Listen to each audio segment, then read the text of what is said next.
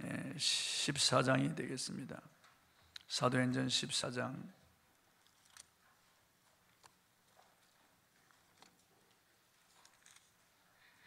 19절에서 28절까지 말씀입니다. 사도행전 14장 19절에서 28절까지 말씀 제가 봉독에 올리겠습니다. 사도행전 14장 19절부터입니다.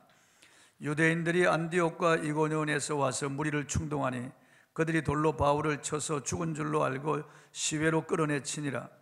제자들이 둘러섰을 때 바울이 일어나 그 성에 들어갔다가 이튿날 바나바와 함께 더베로 가서 복음을 그 성에서 전하여 많은 사람을 제자로 삼고 루스드라와 이고니온과 안디옥으로 돌아가서 제자들의 마음을 굳게 하여 이 믿음에 머물러 있으라 권하고, 또 우리가 하나님의 나라에 들어가려면 많은 환난을 겪어야 할 것이라 하고, 각 교회에서 장로들을 택하여 금식 기도하며 그들이 믿는 주께 그들을 위탁하고 비시디아 가운데로 지나서 밤빌리아에 이르러 말씀을 버가에서 전하고 아달리아로 내려가서 거기서 배 타고 안디옥에 이르니, 이곳은 두 사도가 이룬 그 일을 위하여 전에 하나님의 은혜에 부탁하던 곳이라.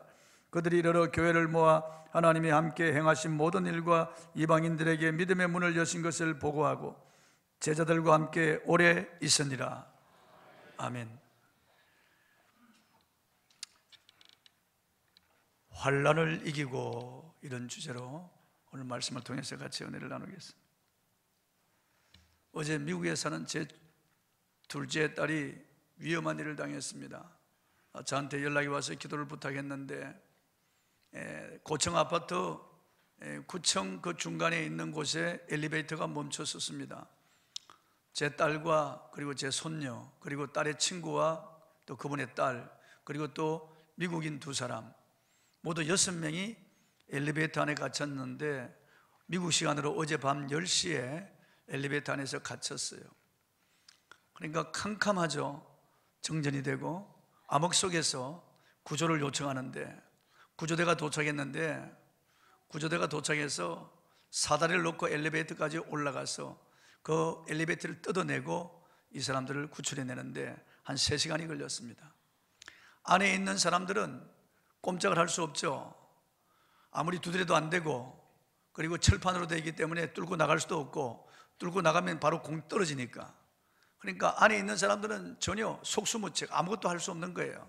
바깥에서 뚫고 들어와서 구조를 해줘야만 되는 거예요. 마찬가지로 우리는 이 죄악 세상에 이 죄 아래 팔렸고 이 사망에 매여 있습니다. 사도 바울이 고백한 대로 이 사망의 몸에서 누가 나를 건져내랴. 모든 사람들이 다 인간의 어떤 노력이나 인간의 어떤 방법으로 스스로 구원할 수 없습니다.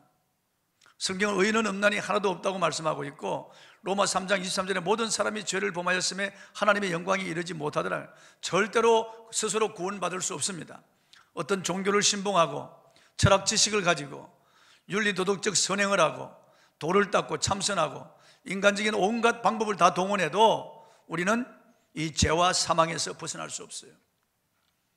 오직 밖에서 누가 구조해 줘야 되는데 하나님께서 사람의 몸을 입고 역사 속으로 뛰어들어오셨어요. 하나님께서 이 죄악 사상으로 들어오셔서 우리를 구원해 주셨습니다. 그분이 예수 그리스도십니다. 예수 그리스도입니다. 또 지난 2010년 8월 5일 저 남미 칠레 산호세 광산이 붕괴되어서 700m 지하 갱도 속에 33명이 캄캄한 흑암 속에 절망을 가지고 보내고 있었습니다. 그들의 힘으로 도저히 구원 얻을 수 없죠. 어떻게 700m를 뚫고 올라갈 수 있겠습니까? 먹을 양식도 없고 물도 없고요, 통로도 없고 그들은 꼼짝없이 다 죽게 되었습니다. 그런데 칠레 대통령이 수단 방법을 가리지 말고 구조하라고 지시를 했습니다. 그래서 그들이 있을 법한 곳에 철공을 하기 시작했습니다. 양식을 내려보내고, 그리고 철공을 해서 캡슐을 내려보냈습니다. 그래서 69일 만에 이들을 구조하기 시작했습니다. 2010년 10월 12일 드디어 캡슐을 내려서 광부들을 차례로 지상으로 올라오게 했습니다. 칠레 당국은 10월 13일 오후 9시 55분께 지하 700m 경도에 마지막까지 남아있던 광부인 작업반장 루이스 우르스와를 지상으로 무사히 끌어올렸습니다. 광부들의 힘으로는 절대로 구원 얻을 수 없습니다. 700m 땅속에 갇혀서 캄캄한 암흑 속에 있는 그들의 힘으로는 절대로 구원 얻을 수 없죠. 밖에서 침투해 들어와야만, 밖에서 구조대와 캡슐을 보내야만 구원 얻을 수 있는 거죠. 하나님께서 이 죄악의 구렁텅이에 빠져있는 매몰된 우리를 구원하기 위하여 하나님의 아들을 지상에 보내주셨습니다. 하나님의 아들이 이 지상에 오셨어요. 우리의 모든 죄를 걸머지고 십자가에서 살을 찢고 피를 쏟아 그분이 속죄 제사를 드렸습니다. 스스로 제물이 되어서 우리를 위하여 속죄 제사를 드리고 피 흘려 죽으셨어요. 다 이뤘다 하는 순간 하나님과 죄인 사이에 캡슐이 열린 거예요. 누구든지 예수 그리스도를 믿고 그 안에 들어가면은 구원 얻습니다. 인간은 절대 스스로 구원 얻을 수 없습니다. 이게 복음입니다, 여러분. 복음 외에는 구원을 주는 어떤 것도 없습니다, 여러분. 이 세상에 많은 종교가 있고 자칭 많은 신들이 있지만은 모두 헛된 것들 뿐이고 우상에 불과한 것이고 인간이 만들어낸 것에 불과한 것입니다. 아무리 좋은 철학적 사고가 있어도 그따위 철학이 우리를 구원할 수 없는 겁니다. 인간의 선한 행위가 우리를 절대로 구원할 수 없는 겁니다. 바울은 이 복음의 능력을 확신하고 있기 때문에 이 복음을 전하기 위해서 그의 목숨을 내놓았어요.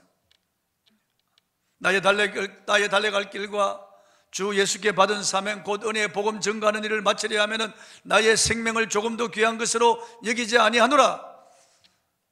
그는 복음의 능력을 확신했습니다. 이 복음은 모든 믿는 자들에게 구원을 주시는 하나님의 능력이 됩니다. 그래서 그는 복음을 부끄러워하지 않았습니다. 복음 전하는 것을 두려워하지 않았습니다. 그가 복음을 전할 때 많은 박해가 따라왔습니다. 그렇지만 그는 박해를 조금도 두려워하지 않았습니다. 오히려 박해가 가해오면 올수록 그는 더 기뻐했습니다. 어떻게 그렇게 할 수 있느냐? 복음의 능력을 확신하고 있었기 때문에 그렇습니다. 본문 19절을 한번 읽어보겠습니다. 시작. 유대인들이 안디옥과 이고니온에서 와서 무리를 충동하니 그들이 돌로 바울을 쳐서 죽은 줄 알고 시외로 끌어내 치니라. 뭐래? 아니, 안디옥과 이고니온에서 유대인들이 원정 와서 그 루스드라에 있는 사람들, 그들을 충동질해 가지고 그 악도들과 유대인들이 바울을 돌로 쳤습니다. 이런 돌을 쳤겠어요? 주먹만한 돌로 내리쳤죠. 그래서 돌에 맞아서 터지고 다 뼈가 드러나고 피가 터지고 나오고, 사람들이 죽은 줄 알았어요. 그래서 시체를 질질질 끌고 가서 시외에다가 던져버렸어요. 그런데 하나님께서 사명을 감당하는 자들 사명 끝날 때까지 절대 하나님 데려가시지 않습니다. 그래서 죽은 줄 알았는데 이 바울이 다시 살아났습니다. 살아나서 그들을 돌로 친 악도들이 있는, 그를 죽이려고 이를 갈고 달려들었던 그 악도들이 있는 루스드라 성으로 다시 걸어 들어갑니다. 어떻게 그럴 수 있겠습니까? 놀라운 일이죠, 여러분. 복음을 전할 때 하나님은 기뻐하지만 마귀는 미워하는 거예요. 그래서 복음 전하는 자들 방해하고 박해하고 온갖 것으로 다 복음 전하지 못하도록 막습니다. 그래서 유대인들이 이곳 비시디아 안디옥 이고니온에서 루스드라까지 와서 이 무리를 충돌해서 이 악한 자들과 함께 바울을 내리쳐서 죽이려고 한 겁니다. 바울은 복음을 전하다 많은 고난을 받았습니다. 한 번, 두 번 고난을 받은 게 아니에요. 가는 곳곳마다 유대인들의 박해가 기다리고 있었습니다. 그 박해를 다 몸으로 다 감수했어요. 고린도후서 11장 24절 27절 한번 읽어보겠습니다. 시작. 유대인들에게서 40에서 하나 감한매를 5번 맞았으며 3번 태장으로 맞고 1번 돌로 맞고 3번 파선하고 일주일을 깊은 바다에서 지냈으며 여러 번 여행하면서 강의 위험과 강도의 위험과 동족의 위험과 이방인의 위험과 시내의 위험과 광야의 위험과 바다의 위험과 거짓 행제 중의 위험을 당하고 또 수고하며 애쓰고 여러 번 자지 못하고 줄이며 목마르고 여러 번 굶고 춥고 헐벗었노라. 유대인에게서 40에 하나 감한 매를 5번 맞았다고 그랬습니다. 율법에는 채찍으로 때릴 때 40대를 치면 죽을 수 있으니까 하나를 감해서 39대를 치라고 되어 있어요. 그러니까 이 채찍으로 때리는 39대의 이 매를 5번 맞았다는 거예요. 한 번 채찍으로 후리칠 때마다 가죽이 다 벗겨지는 겁니다. 피가 터지는 거예요. 그러니까 뼈가 튀어나오는 이런 엄청난 이런 채찍을 5번을 맞았다는 거죠. 복음 전하는 것 때문에 그들에게 미움을 받아서 잡혀서 이렇게 채찍에 5번을 맞았대요. 39대씩 5번을 맞았다는 거예요. 3번 태장으로 맞고, 태장은 우리말로 하면 곤장이죠. 아주 큰 막대기로, 큰 이런 막대기로 때리는 겁니다. 이걸 3번이나 맞았다는 거예요. 곤장을요. 그러니까 역시 살이 터지죠. 뼈가 깨어지죠. 한 번 돌로 맞았다는데 이것은 이 본문의 루스드라에서 돌로 맞은 걸 말하는 거예요. 거의 죽었습니다. 죽었어요. 3번 파선하고 일주일을 깊은 바다에서 지냈다고 그랬습니다. 바다에서 배가 폭풍우를 만나 조난당해서 일주일 동안 먹지도 마시지도 못하고 죽을 고비를 넘긴 걸 말하는 겁니다. 3번이라고 그랬습니다. 여러 번 여행하면서 강의 위험과 강도 위험과 동족의 위험과 이방인의 위험과 신의 위험과 광야의 위험과 바다의 위험과 거짓 hen제 중의 위험을 당하고 또 수고하며 애쓰고 여러 번 자지 못하고 줄이며 목마르고 여러 번 굶고 춥고 헐벗었노라. 이런 극심한 고난을 당했습니다. 인간으로서 겪을 수 없는 이런 아주 큰 고난을 계속 당했습니다. 그렇다면 복음 전도 중에 이런 고난당한 바울의 심정이 어땠겠습니까? 하나님을 원망하였을까요? 불평하였을까요? 아니면 이제는 겁에 질려서 복음 전도를 포기했을까요? 아니면 뒤돌아갔을까요? 아닙니다. 더욱 담대하여 복음을 전했습니다. 본문 21절을 한번 읽어보겠습니다. 시작. 복음을 그 성에서 전하여 많은 사람을 제자로 삼고 루스드라와 이고니온과 안디오고 돌아갔어. 그 루스드라에 들어가서 오히려 복음을 전해서 더 많은 사람을 제자로 삼았다는 거예요. 자기를 돌려쳐서 죽이려고 한 유대인들과 악도들이 아직도 살기 등등한 채 남아있는 그 루스드라의 성에 들어가서 복음을 전했습니다. 그리고 역으로 돌아갑니다. 다시 이고니온과 비시디아 안디옥으로 돌아가면서 계속 복음을 전해서 제자들을 삼습니다. 왜 그랬을까요? 이 복음의 능력,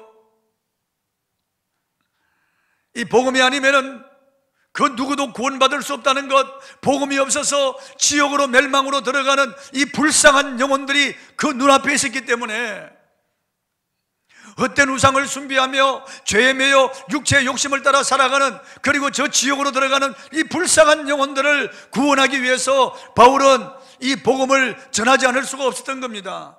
환난을 당하고 매를 맞고 극심한 고난을 당하고 굶주리며 여러 가지 위험을 겪으면서도 그는 이 복음을 전하지 않고는 견딜 수가 없었던 겁니다. 그 복음을 전하지 아니하면은 그 중심에 불 붙는 것 같아서 견딜 수 없었다고 하는 거죠. 내가 부득불이라도 이 복음을 전하는 것은 복음을 전하지 않으면 내게 화가 미칠 것이라고. 이 복음만이 사람을 구원하는 능력인데 내가 복음을 전하지 아니하고 사장시키면은 복음이 없어서 멸망으로 들어가는 그 사람들의 핏값이 도대체 누구에게 있겠습니까? 그래서 바울은 이 복음의 능력, 이 복음만이 구원을 주는 거 알기 때문에 이 복음을 전한 거예요. 저는 어제 설교를 준비하면서 이 장면을 묵상하면서 많이 울었어요. 계속 눈물이 흘러내리는 거예요. 이런 큰 고난을 당하면서 이런 엄청난 박해를 받으면서도 바울은 이 복음 전하는데 주저하지 아니하고 돌에 맞아 거의 죽었는데도 다시 일어나서 비틀거리며 걸어서 그 성으로 들어가서 다시 복음을 전했다니, 세상에 이럴 수가 있느냐? 나는 오늘 이렇게 복음 전하기 좋은 이러한 시절에 태어나서 이렇게 마음껏 복음을 전하는데 누가 복음을 전한다고 잡아가며 때리며 죽이려고 하느냐? 그런 시대가 아닌데도 우리는 복음 전하는 데 주저하고 이렇게 영적으로 게으른데, 바울은 이런 극심한, 이렇게 죽이려고 살기 등등한 이런 박해자들이 수없이 있는 이런 전도 여행을 하면서도 이렇게 박해를 받으면서도 복음을 전했다는 걸 생각할 때 눈물이 나지 않을 수가 없었습니다. 제가 통곡했습니다. 이번 달 22일 러시아에서 열리는 2017년 모스크바 국제영화제 초청작 중에 산상수훈이라는 제목을 가진 영화가 있습니다. 이 영화 산상수훈은 불교의 성례 대스님이라고 하는 분이 만들었습니다. 왜 스님이 기독교 영화를 만들었을까요? 그가 중앙일보와 인터뷰하면서 이렇게 말했습니다. 이 작품은 때를 벗기기 위한 영화입니다 그랬습니다. 성경에서 하나님은 아담과 하와를 창조했습니다. 선악과를 따먹지 말라고 했는데 선악을 알고 하는 나무의 실과를 먹어버렸습니다. 그 죄로 에덴 동산에서 쫓겨났고 하나님과 멀어져 버렸습니다. 그걸 되돌리기 위해서 예수님이 오신 것이라고 말했습니다. 알기는 잘 압니다 이 사람. 그 대예스님은 산상수훈에서 예수님은 마음이 청결한 자는 복이 있나니 저희가 하나님을 볼 것이미요 라고 했는데, 그 마음이 청결하다고 하는 것은 선악과를 먹고 악으로 덮여있는 이 때를 벗기는 것을 말한다고 그렇게 주장했습니다. 그래서 산상수훈을 통해서 사람들에게 진리를 깨우치기 위함이라고 그랬습니다. 기독교의 경전은 성경이고 불교의 경전은 불경인데 이 둘 다 뿌리는 같다고 그렇게 주장합니다. 이번 알고 보면은 불교는 이렇게 기독교 영화를 만들어내고 하는 것, 이런 아랑이 넓고 도랑이 넓은 종교라고 하는 것을 은근히 선전하는 것이고, 이 기독교는 악의 때를 벗겨내는 그런 어떤 인간의 어떤 노력으로 구원받는 그런 종교가 아니에요. 기독교나 불교가 뿌리가 같은 게 아닙니다. 이 거짓입니다 여러분. 우리 인간이 어떤 수행이나 노력으로 구원받을 수 없습니다 여러분. 구원은 오직 예수 그리스도를 믿음으로 구원받습니다. 절대로 우리 인간이 수행을 하거나 참선하거나 도를 닦아서 구원받는 게 아니고 윤리 도덕적으로 선한 삶을 살아서 구원 얻는 게 아니에요. 어떤 종교를 신봉해 구원 얻는 게 아닙니다. 어떤 철학적 지식을 가지고 있다고 구원 얻는 게 아니고 어떤 교리를 우리가 지켜서 구원 얻는 게 아닙니다. 성경은 절대로 인간 스스로 구원받을 수 없다고 말씀하고 있습니다. 오직 구원은 우리를 위하여 십자가에 죽으시고 부활하신 예수 그리스도를 믿음으로 구원받습니다. 예수님이 산상수훈을 우리에게 가르쳐 주신 것도 때를 벗기기 위해서 가르쳐 주신 게 아니에요. 산상수훈을 주신 것도 그 산상수훈을 통해서 오직 예수 그리스도만이 구원이라고 하는 것을 우리에게 알려주시기 위함입니다. 여러분, 예수 외에는 구원이 없습니다. 성경 전체는 하나님이 보내신 자 한 분 구세주인 예수 그리스도를 믿어야만 구원받는다고 말씀하고 있어요. 예수님은 나는 영생수라고 말씀하셨습니다. 누구든지 목마르거든 내게로 와서 마시라. 이는 그 배에서 생수의 강이 흘러나리라고 말씀하셨습니다. 여러분, 물을 안 마시면 어떻게 살겠어요? 사람은 곡기를 끊고도 40일, 100일까지도 살 수 있습니다. 그러나 물을 마시지 아니하면 남자는 7일이면 죽어요. 여자들은 남자보다 조금 더 강합니다. 10일이면 죽어요다. 그런데 예수님은 나는 영생수라고 말씀하는 겁니다. 이 자연물을 마시는 자마다 목마르려니와 내가 주는 물을 마시는 자는 영원히 그 속에서 샘물같이 솟아나리라고 말씀하셨어요. 예수님이 우리에게 영생을 주시는 유일한 분입니다. 예수님은 내가 생명의 떡이라고 말씀하셨어요. 너희 조상들은 광야에서 만나를 먹었어도 죽었거니와 내가 주는 떡을 먹는 자는 영원히 죽지 아니하리라고 말씀하셨어요. 예수님이 생명의 떡이에요. 예수님은 나는 세상의 빛이라고 말씀하셨어요. 그분께로 오면 어둠에 다니지 않습니다. 예수님은 내가 곧 길이요 진리요 생명이니 나로 말미암지 않고는 아버지께로 올 자가 없다고 말씀하셨습니다. 예수님은 요한복음 11장 24절 25절에서 나는 부활이요 생명이니 나를 믿는 자는 죽어도 살겠고 무릇 살아서 나를 믿는 자는 영원히 죽지 아니하리니 내가 이것을 믿느냐 그렇게 말씀하셨어요. 예수님은 요한복음 5장 24절에서 내가 진실로 너에게 이르노니 내 말을 듣고 또 나 보내신 이를 믿는 자는 영생을 얻었나니 사망에서 생명으로 옮겼고 심판에 이르지 아니하니 사망에서 생명으로 옮겼다는 거예요. 심판에 이르지 아니하고 이미 영생을 얻었다는 겁니다. 누가 이런 말씀을 한 사람이 있나요? 누가 이렇게 말한 신이 있나요? 아무도 없어요. 여러분, 성경은 우리 인간의 행위에 대해서 말씀하고 있지 않습니다. 우리 인간의 의에 대해서 말씀하고 있지 않습니다. 우리 인간은 다 태어나면서 죄인으로 태어났다는 거예요. 우리 인간의 의는 다 누더기같이 낡았고 무화과 나무 잎처럼 다 낡아버렸다는 거죠. 우리 인간의 의는요. 로마 3장 10절에 의인은 없나니 하나도 없다고 말씀하고 있어요. 로마 3장 23절에 모든 사람이 죄를 범하였으며 하나님의 영광에 이르지 못하더라고. 전부 다 죄인으로 태어났고 죄 아래 팔렸어요. 다 우리는 전적으로 무능하고 전적으로 부패했어요. 생각하는 것이 다 죄고, 말하는 것이 죄고, 우리가 하는 모든 행위가 다 죄예요. 이 죄 때문에 우리에게 죽음이 왔고, 죄 때문에 우리에게 멸망이 왔는데, 우리 스스로 구원할 수 없기 때문에 하나님 아버지가 그의 아들을 구세주로 세상에 보내주신 거예요. 구약이나 신약이나 주인공은 예수 그리스도를, 오직 한 분 예수 그리스도가 없으면 멸망이고, 예수 그리스도를 마음으로 믿고 입으로 시인하면 구원받는다는 거예요. 예수님은 나는 포도나무요 너희는 가지니 저가 내 안에 내가 저 안에 있으면 이 사람은 과실을 많이 맺나니 나를 떠나서는 너희가 아무것도 할 수 없습니다. 다만 밖에 버리고 말라지나니 사람들이 이것을 모아다가 불사른다고 말씀하셨어요. 예수님은 우리의 생명이에요.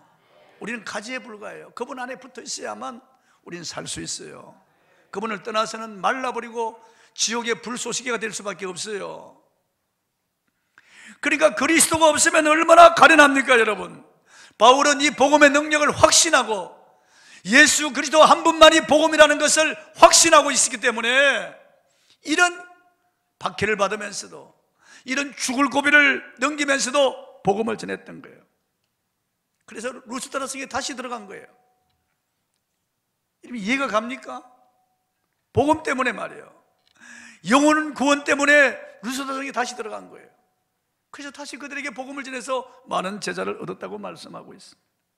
그리고 바울은 이고니온 안디옥으로 돌아가서 제자들을 만나 오히려 그들을 위로합니다. 그들의 믿음에 굳건하게 붙어 있으라고 말합니다. 본문 22절을 한번 읽어보겠습니다. 시작. 제자들의 마음을 굳게 하여 이 믿음에 머물러 있으라 권하고, 또 우리가 하나님 나라에 들어가려면 많은 환난을 겪어야 할 것이라 하고, 사도 바울은 하나님 나라에 들어가려면은 많은 환난을 겪어야 한다. 우리가 예수 믿는 것은 이 땅에 좀 더 잘 살고, 좀 더 잘 먹고 잘 입고, 좀 더 출세하고, 좀 더 이 땅에서 더 편안한 삶을 살기 위해서 예수 믿는 게 아니라는 거예요. 우리가 예수님을 믿으면은 예수 믿는 자에게 하나님의 은혜를 주시고 복을 주시는 건 사실이에요.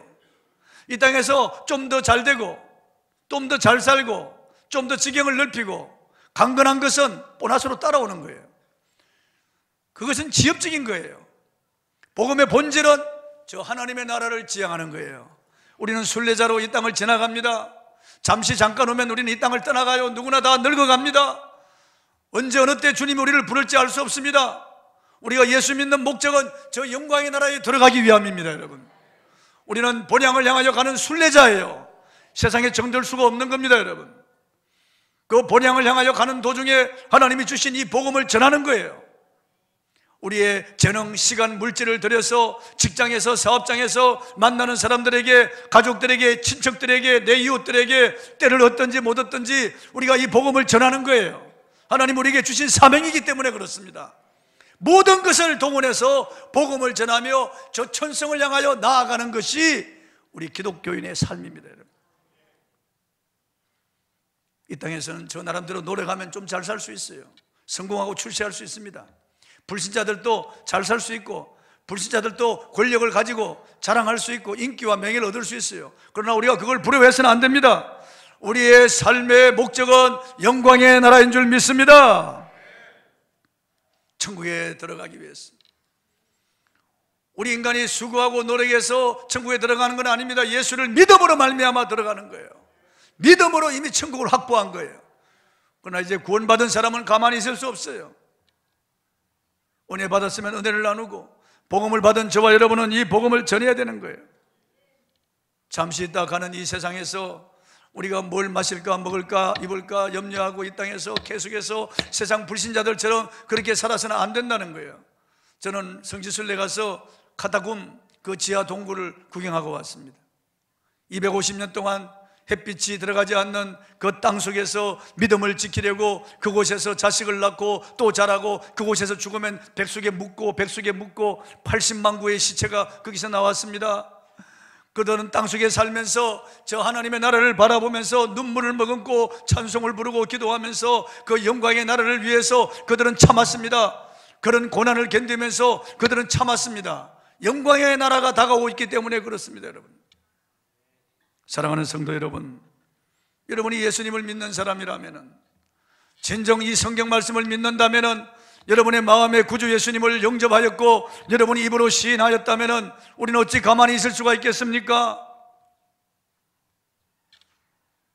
우리가 어떻게 불신자와 방불한 삶을 살 수 있겠습니까? 초대교회는 복음을 전하다가 극심한 환난을 만났어요. 사도뿐만 아니라 일반 평신도들도 이런 환난을 만날 때 그들은 기뻐했어요. 환난 가운데 그들은 뒤로 물러가지 않았습니다. 비겁하게 배신하지 않았습니다. 이번에 IS 이집트의 콥트 교인들, 우리 기독교인들 19명을 참수하는 거예요. 당금으로 목을 베는 거예요. 그걸 동영상으로 촬영해서 보여주는 거예요. 정말 끔찍한 장면이에요, 여러분. 그런데 IS가 말했습니다. 지금이라도 알라는 위대하다고 말하라. 예수를 버리고 알라를 믿어라. 그러면 살려준다고 그랬습니다. 한 사람도 예수를 부인하지 않습니다. 꼿꼿이 무릎을 꿇고 꼿꼿이 천성을 바라봅니다, 여러분. 그런데 놀라운 것은 그 중에 한 사람, 피부 색깔이 다른 사람이 있는데 이집트인이 아닙니다. 이 사람은 그 자리에서 자기도 예수를 믿겠다고 합니다. 그리고 19명 콥트 교인과 함께 20명이 참수를 당하는 거예요. 그 사람 IS 대원이었는데 그가 이 19명이 하는 행동을 보고, 아, 예수가 참신이다, 하나님은 살아계시구나, 그걸 알고 이 사람이 예수 그리스도를 믿겠다고 하고 같이 죽음을 맞이합니다. 여러분, 이 땅은 잠깐이에요. 여러분, 비겁하게 예수 믿으면 안 돼요. 여러분, 복음을 부끄러워하면 안 됩니다.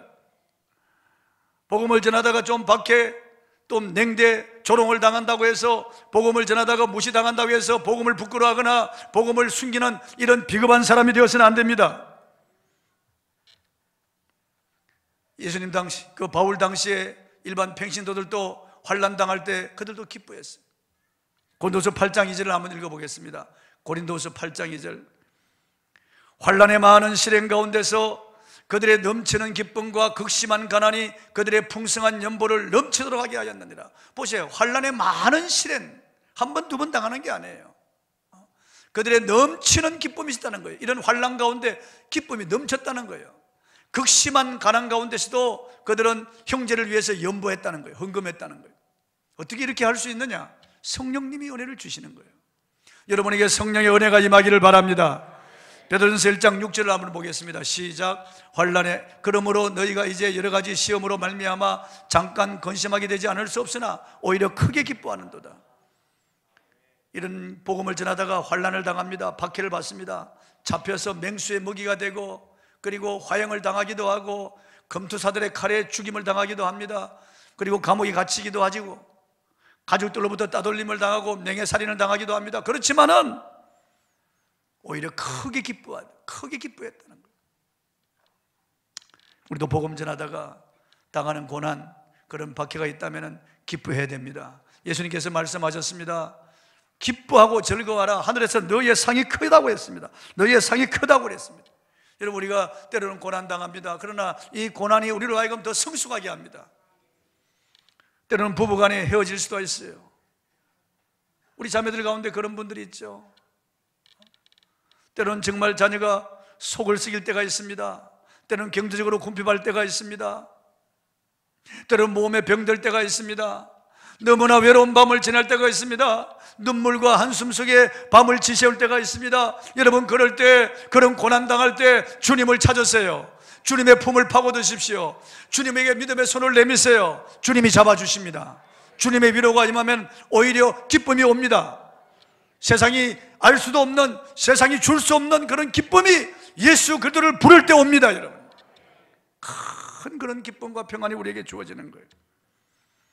바울은 복음을 전하다가 박해를 받았지만은 하나님이 많은 열매를 맺게 하셨어요. 본문 23절을 한번 읽어보겠습니다. 시작. 각 교회에서 장로들을 택하여 금식 기도하며 그들이 믿는 주께 그들을 위탁하고. 벌써 많은 교회가 세워졌습니다. 그리고 그 교회 장로들을 택하였습니다. 장로는 오늘날 목사를 말하는 거예요. 저도 장로 중에 한 사람이죠. 저는 말씀을 전하는 장로죠. 치리하는 장로, 말씀을 전하는 장로죠. 저는요. 우리 장로님들은 치리하는 장로들이고요. 다 교회 지도자들이에요. 그리고 양무리들을 그들에게 맡깁니다. 그리고 그들은 주님께 위탁합니다. 금식하며 그들을 세우는 거예요. 성경에 이 사도행전에 금식했다는 대목이 두 번 나옵니다. 한 번은 안디옥 교회에서 바울과 바나바를 선교사로 파송할 때 금식 기도한 다음에 그들에게 안수하여 보냅니다. 그리고 바울과 바나바가 다시 안디옥으로 돌아가면서 그들이 세운 교회들, 장로들을 세우고 금식 기도하며 하나님께 위탁하는 거예요. 여러분, 리더를 세우는 일이 얼마나 중요한지 알 수 없습니다. 이 서울에 있는 대형 교회들 가운데 리더십이 잘못돼요. 이제 후임 목사를 잘못 세워가지고 큰 분쟁이 일어나면서 교회가 다 깨지고 양무리가 다 흩어질 큰 상처를 입는 이런 일들이 비일비재합니다. 여러분, 한 사람이 얼마나 중요한지 알 수 없습니다. 어둡고 영적으로 이제 죽어있는 그런 교회, 겨우 몇 명이 모이는 이런 교회, 한 탁월한 지도자가 가면은 그 교회가 에스겔 환상의 골짜기에 마른 해골배들이 큰 군대를 이룬 것처럼 일어납니다. 그 교회가요. 지도자 한 사람이 얼마나 중요한지 알 수 없습니다. 여러분, 순장이 말이죠, 주일도 제대로 안 지키고 11조도 안 하고 이렇게 영적으로 아주 악하고 게으른 이런 순장이 있으면 순원들은 다 질이 멸렬하는 거예요. 그런데 순장이 성령 충만하고 순장이 담대히 복음을 전하고 모범을 보이는 이런 순장이 세워지면 순원들은 살아나는 거예요. 생기를 얻고 살아나는 거예요. 얼마나 여러분 순장 한 사람이 중요한지 알 수 없습니다. 순장이 생각에 순예배가 귀찮고 그냥 때우고 지나간다고 이렇게 생각하는 이런 순장이 있으면 그 순은 절대 발전이 없습니다. 그러나 하나님 앞에 예배를 소중히 여기고 순원들의 영을 책임지고 하나님 앞에 기도하고 준비하고, 그래서 순예배를 정성스럽게 드리고 순예배 가운데 말씀과 삶을 나누고 같이 눈물로 기도하는 이런 순장이 있는 이런 순은 살아나는 거예요. 확 살아나는 거예요. 똑같아요, 여러분. 그리고 바울은 안디옥 교회에 와서 보고합니다. 하나님이 하셨다는 거예요. 이 모든 일을 하나님이 하셨다는 거예요. 자기가 박해를 받으며 복음을 전하고 힘쓰고 애쓰고 땀 흘리고 피 흘리고 복음을 전해서 교회를 세웠지만 그가 하나님이 하셨다는 거예요. 하나님. 본문 24, 26절 한번 읽어보겠습니다. 시작. 비시디아 가운데로 지나서 밤빌리아에 이르러 말씀을 버가에서 전하고 아달리아로 내려가서 거기서 배 타고 안디옥에 이르니 이곳은 두 사도가 이룬 그 일을 위하여 전에 하나님의 은혜에 부탁하신 곳이라. 드디어 1차 전도 여행이 끝났습니다. 안디옥에서 출발해서 구브로 섬으로, 그리고 또 버가로, 또 이고니안으로, 비시디아 안디옥으로, 그리고 루스드라로, 더베로, 다시 여골에서 돌아서 안디옥으로 돌아와서 안디옥에서 보고하는 거예요. 안디옥에 와서 27절 28절 한번 읽어보겠습니다. 시작. 그들이 이르러 교회를 모아 하나님이 함께 행하신 모든 일과 이방인들에게 믿음의 문을 여신 것을 보고하고 제자들과 함께 오래 있으니라 그랬습니다. 안디옥에 와서 자기를 파송한 그 교회 앞에 와서 1차 전도 여행의 성과를 보고하는 거예요. 그러면서 이 많은 열매를 맺게 하신 분은 하나님이시라는 거예요. 하나님이 하셨다는 거예요. 바울과 그 일행이 얼마나 수고 많이 했습니까? 죽을 고비를 넘기고 박해를 받으며 이 복음을 전해서 교회를 세웠지만은 바울과 바나바가 보고할 때 하나님이 하셨다, 하나님이 하셨다는 거예요.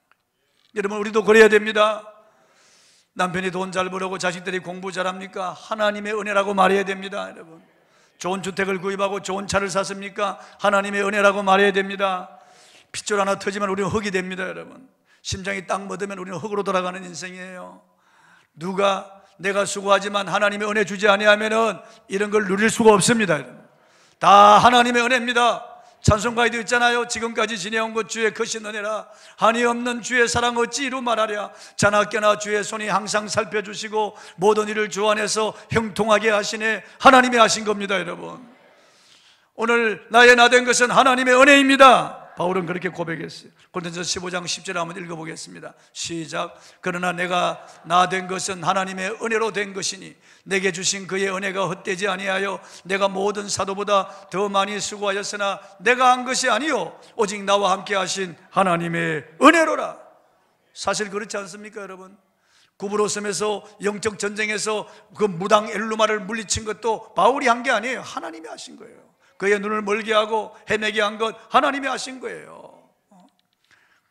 그 총독 예수 믿게 한 그 총독 스기오 바울을 예수 믿게 한 분도 하나님이세요. 그 마음을 열어서 바울의 말을 청종하게 하고 예수 믿게 한 거예요. 루스드라에서 나면서부터 하반신 마비된 자를 일으킨 것도 하나님이 하신 거예요. 바울이 일으킨 게 아니에요. 하나님이 하신 거예요. 각 고을을 다니며 각 도시를 다니면서 복음을 전해서 유대인들과 이방인들의 마음을 열어서 복음이 들어가게 하신 분이 하나님이세요, 여러분. 바울은 도구로 쓰임 받은 것뿐이에요. 그래서 바울은 하나님이 하셨다고 보고하는 거예요. 하나님이 하셨다고요. 여러분, 지금 현재 여러분의 상태가 어떻습니까? 힘들고 어렵습니까? 여러분 환경이 매우 열악합니까? 형편이 어렵습니까?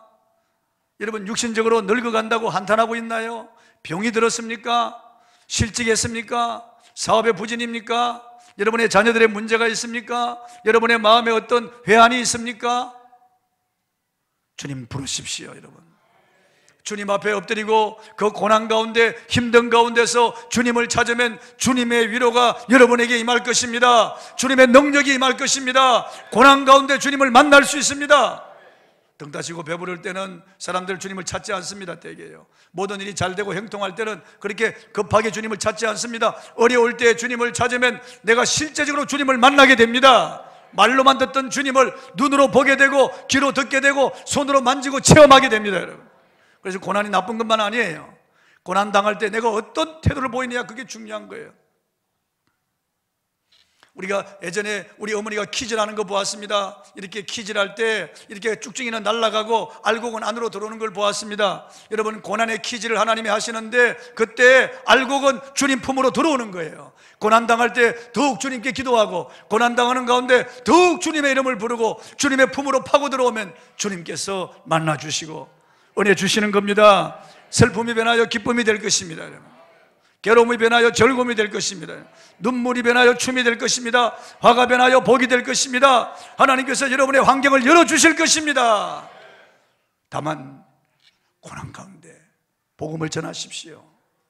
어렵고 힘들어도 복음을 전하십시오. 바울처럼 나의 나 된 것은 하나님의 은혜로 된 것이라고 계속 입으로 고백하고 시인하십시오. 하나님이 여러분을 인도하실 겁니다. 우리 찬송하고 기도하겠습니다.